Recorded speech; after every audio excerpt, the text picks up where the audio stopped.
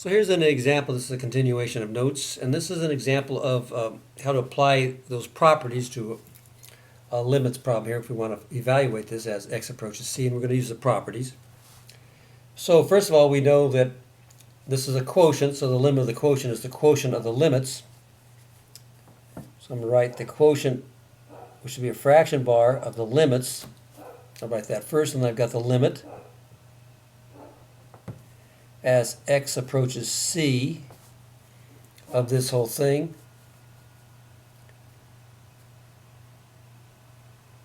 Five x cubed minus 2x. Might put a parentheses around that. Okay? Might be a parentheses around this whole thing, but the fraction bar kind of implies that. And then over the limit as x approaches c of x squared plus 1. So this is the limit of a quotient. The limit of a quotient is the quotient of the limits. All right, so we're applying property number 5, I believe. Yep, right up there, property 5. Okay, and then if we look at the top only, then we can just look at the top of the fraction. Space over here so there's a little more room. And then this is the difference, right? So I know that the limit of the difference is the difference of the limits from property number 2.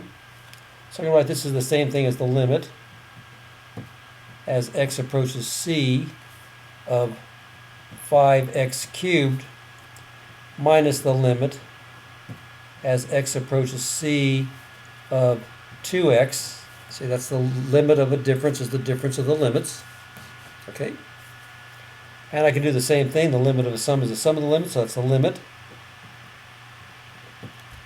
as x approaches c of x squared plus the limit as x approaches c of 1. And then we can do some more simplification here. Now we have a constant multiplier, so if you look at property number 4, the limit of a constant times a function is the constant times the limit of the function, so that'd be 5 times the limit, again as x approaches c of x cubed, minus, and then we can bring the constant of this 2 out, 2 times the limit as x approaches c of x. So here we're using the constant in both cases. Now on the bottom we can use the property number 6. The limit of a function to a power is the limit of the function to the power, so we can write that as the limit as x approaches c of x, and that's going to be to the second power. And then plus, and then this is a constant. This is a constant, so remember the limit of a constant is just a constant, so that's just going to be 1. So I can start simplifying. Okay, and that's going to be equal to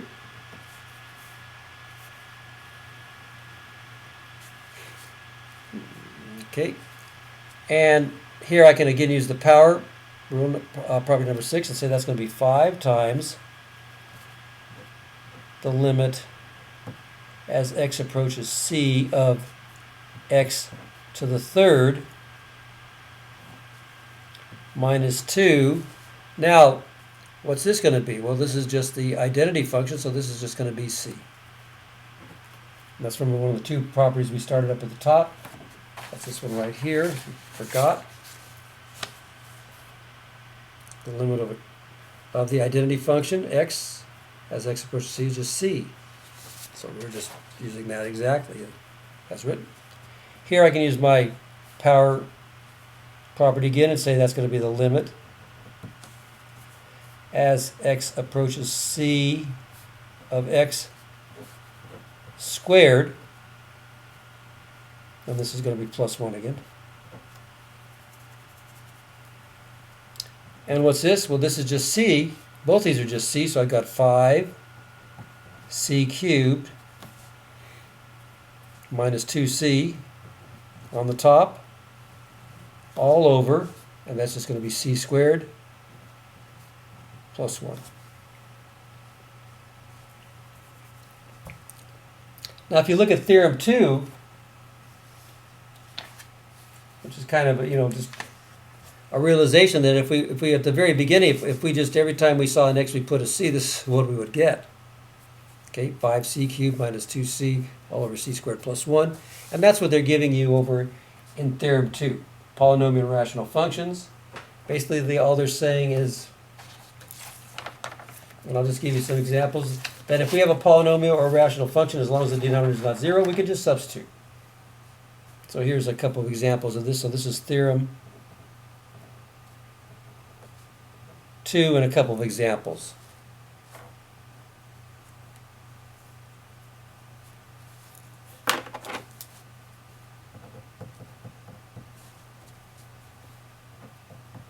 The limit as x approaches c of a polynomial, x squared minus 2x plus 4, just put a c in.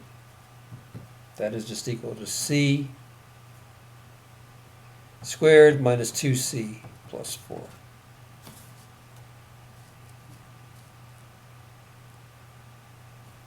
And if you want to make that a little more specific, here's another example. The limit as x approaches 2 of x squared minus 2x plus 4 just equals 2 squared minus 2 times 2 plus 4, just 2 times 2. Every time you see a c, you put a 2 in. Might be better if I did it like this, use the red, black 2. So we just put a 2 in every time we see a c. Sorry, every time we see an x, pardon me. Every time we see an x, we put a 2. And then that's going to be, and 2 squared is 4, minus 4 is 0, plus 4 is 4.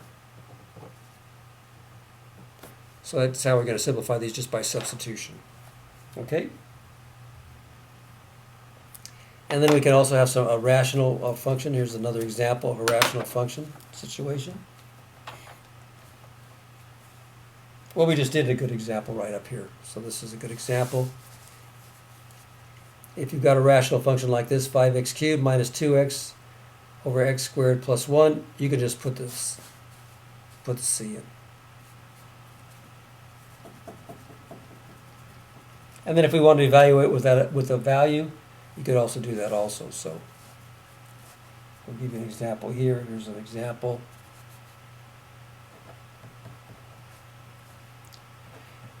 The limit as x approaches 1, and this is 5x to the 4th minus 2x cubed plus 1 all over 2x squared minus 1. And we just substitute. So every time we see an x, we put a 1. We get 5 times 1 to the 4th minus 2 times 1 cubed plus 1 all over 2 times 1 squared minus 1. So every time I see an x, I just put a 1. And what does that equal? Well, 1 squared is 1, 5 times 1 to the 4th, excuse me, is 1. 5 times 1 is 5 minus 2. Okay, is 3 plus 1 is 4, so we end up with 4 all over 1. 1 squared is 1, 2 times 1 is 2, minus 1 is 1, so that's just 4. So I have to do substitute. Okay?